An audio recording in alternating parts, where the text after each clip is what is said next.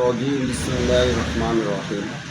সমস্ত প্রশংসা একমাত্র আল্লাহ সুবহানাহু ওয়া তাআলার জন্য, যে আল্লাহ সুবহানাহু ওয়া তাআলা জালিমের জুলুম থেকে বিগত 17-18 বছরে মানুষকে যেভাবে শিকলের ভিত্তিতে আবদ্ধ করে রাখছে, আবদ্ধ থেকে আল্লাহ সুবহানাহু ওয়া তাআলা আমাদেরকে মুক্তি দান করছেন। এই জন্য আমরা সকলের শুকরিয়া আদায় করি, আলহামদুলিল্লাহ। আমরা এখন মুখ খুলে আমরা কথা বলতে পারি, স্বাধীনভাবে ব্যবসা করতে পারি, স্বাধীনভাবে চলতে পারি। আগে তো আমাদেরকে একটা ভিতরে কথা বলার কোনো সুযোগ দেয় নাই এই জালিম সরকার। এই পেশিবাদী সরকারের বিদায়ের পর থেকে এখন আল্লাহ পাক আমাদেরকে সবাই সকলের মত প্রকাশ করার তৌফিক দিয়েছে এবং সুযোগ করে দিয়েছে। এই জন্য আমরা আবারও আলহামদুলিল্লাহ বলছি।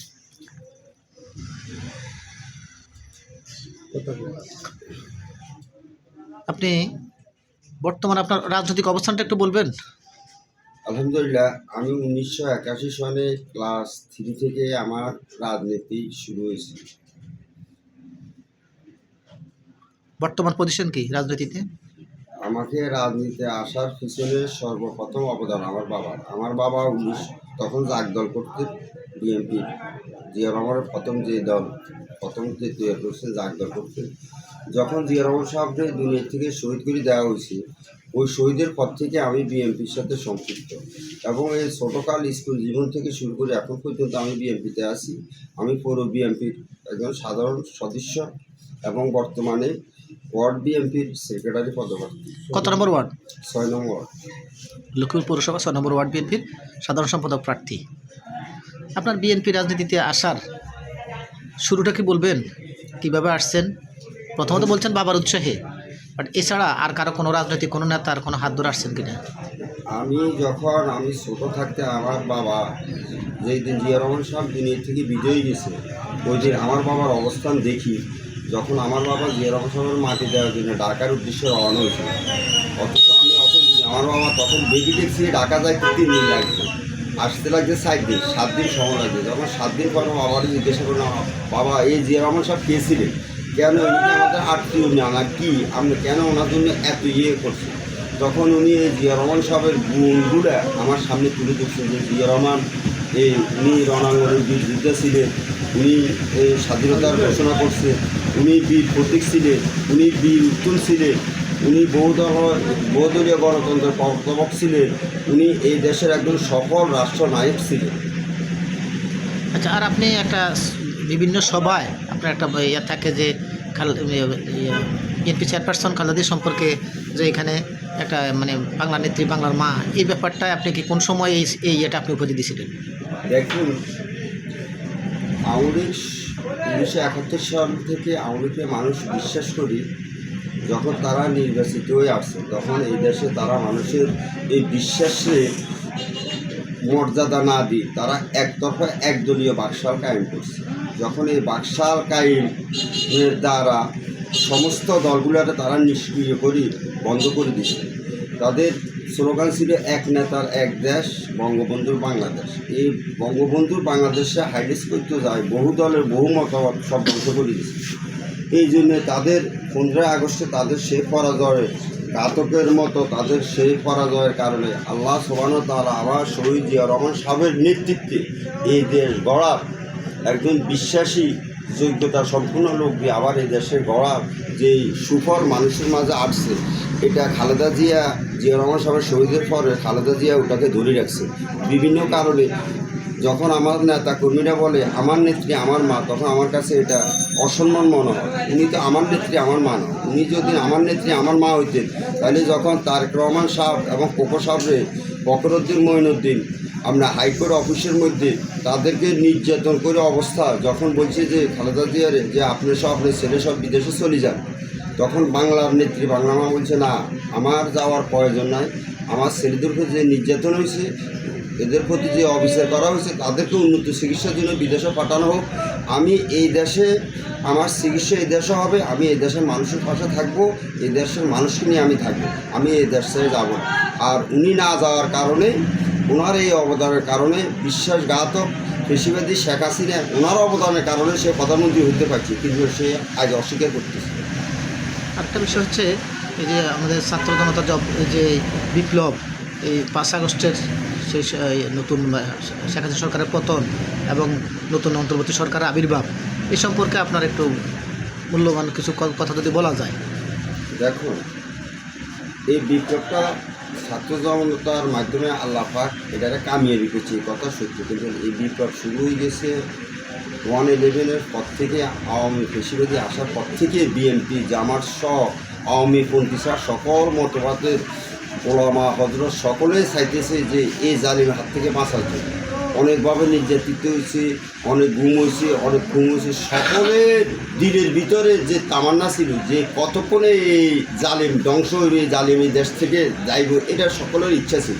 তো আল্লাহ পাক ছাত্র জনতার ভূমিকার মাধ্যমে এটারে বিস্ফোরণ ঘটায়, তারে বিচ্যুতি করে যাইতে বাধ্য করছে। এটা তাদের অবদান। তারা আমরা এখন বয়স্ক মানুষ, আমরা যেভাবে তারা যেভাবে সবাই সামনে আসি দাঁড়াইতে পারে, বুক ফুলেই রাস্তায় নামতে পারে, আমরা পিছনে। কিন্তু কারণ এখানে সকল দলের সকল পেশার মানুষের ইচ্ছা বই প্রকাশ ছিল, যে সকলের সহযোগিতা ছিল।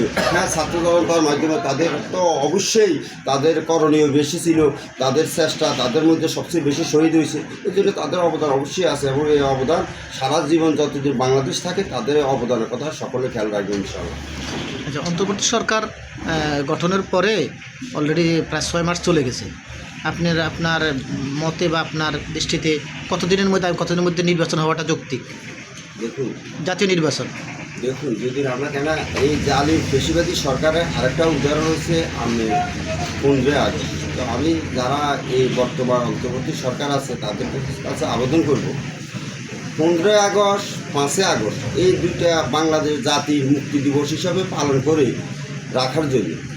আর আল্লাহ সুবহানাহু ওয়া তাআলা এই জালিম সরকার পতনের পরে এই দেশের মধ্যে 15 আগস্টের পরে যে নেতৃত্ব 1 নভেম্বরে শহীদ জিয়া রহমান সাহেবের নেতৃত্ব যে দেশ গড়ার যে সুযোগ আসছে, তো আমি সরকারকে অনুরোধ করবো ওনারা যদি চেষ্টা করে, যদি 15 আগস্ট 5 আগস্টে শোক দিবস হিসেবে পালন করি, আগ থেকে নির্বাচনের পরিকল্পনা যদি নভেম্বর মাসের 1 যদি নির্বাচন দেয়, তাহলে এই দেশের মানুষ আবার ভালো একজন নির্বাচিত সরকার পাবে এবং ভালো একজন অভিভাবক এই দেশ চালানোর মতো যোগ্যতা সম্পূর্ণ লোক মানুষ পাবে ভোটের মাধ্যমে ইনশাআল্লাহ।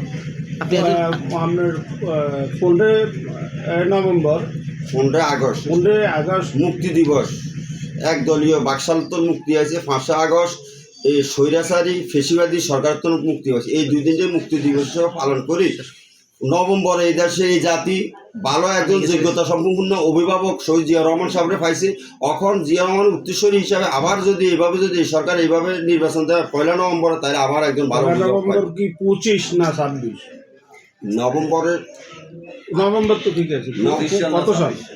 নভেম্বরটা প্রথম সপ্তাহে যদি নির্বাচন দেয় তাহলে 25 নভেম্বরে প্রথম সপ্তাহে যদি সরকার ইচ্ছা করে দিতে পারে 15 আগস্ট। আর আমি বলছি যদি 15 আগস্ট 5 আগস্টে এই জাতির জন্য মুক্তি দিবস হিসেবে পালন করা হোক, আর নভেম্বর মাসে নির্বাচন দিয়ে 25 নভেম্বরে নির্বাচন দিয়ে এই দেশের মানুষের জন্য ভালো একজন অভিভাবক হিসাবে 25 সালে নভেম্বর, ঠিক আছে 25 নভেম্বর মানে 25 সালে নভেম্বরের মধ্যে এই দেশে একজন ভালো ভোটের মাধ্যমে একজন সরকার আসুক, যে সরকার যে জিয়া রহমান যেভাবে দেশ চালাইছে, জিয়া রহমানের স্ত্রী বেগম খালেদা জিয়া যেভাবে দেশ চালাইছে, তারই সুযোগ্য সন্তান তারেক রহমান সাহেবের নেতৃত্বে ইনশাল্লাহ এই দেশে আবার বহুদলীয় গণতন্ত্র, বহু মানুষের মত প্রকাশে সকলে মিলে আবার এই দেশে গড়ার যেই দেশটারে যে পিছনে নিয়ে গেছে, দেশের টাকা পয়সা সব লুটপাট করি, দেশের আইন শৃঙ্খলা সহ সব ক্ষেত্রে যেভাবে দুর্নীতি করছে, এগুলারে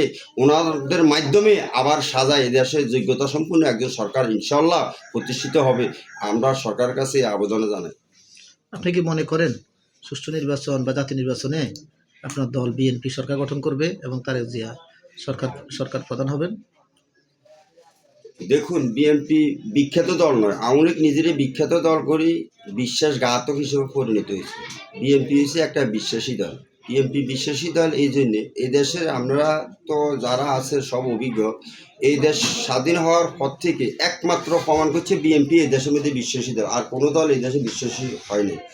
যখন জিয়া রহমান সাহেব শহীদ হয়েছে, তখন শহীদ হওয়ার পরে তখন তারেক সাহেব খালেদা জিয়া কেউ রাজনীতিকে ছিলেন না, কিন্তু জিয়া রহমানের মার্কা সত্তর সাহেবের বিচারপতি মহরুম সত্তর সাহেবের মাধ্যমে ধানের শীষ মার্কায় এই দেশে দ্বিতীয়বার জয়যুক্ত হয়েছে।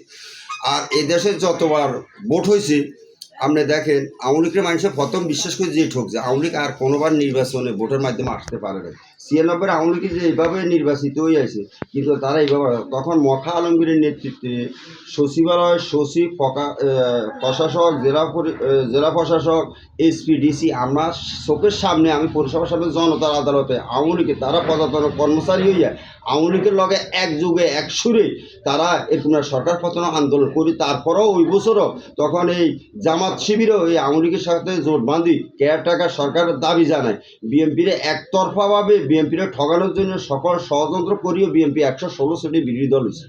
তো বিএনপি এদেশে জনমানুষের দল, বিশ্বাসী দল। যদি জানি নির্বাচনও আমি আশা করি ইনশাল্লাহ বিপুল ভোটে বিএনপি জয়যুক্ত করব এবং তারেক জিয়ার নেতৃত্বে এই দেশ জিয়া রহমান যেভাবে সাজাইছে তারেক জিয়ার নেতৃত্বে ইনশাল্লাহ এই দেশ সেভাবে সাজানো হবে।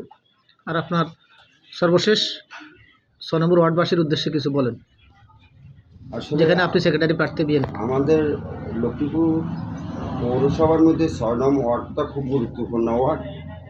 আমাদের এই ওয়ার্ডটার মধ্যে আমাদের জেলার নেতা, পৌর নেতা, বড় বড় নেতাগুলা 6 নম্বর ওয়ার্ডের মধ্যে এনি ভাই 7 নম্বর ওয়ার্ডের সিন্ডিকাল, আর সাউদ্দিন সাহু ভাই, তারপরে আপনি মাহবুর রহমান লিটন ভাই, তারপর রেজাল করিম লিটন ভাই সহ সকলেই আমাদের 6 নম্বর ওয়ার্ডের।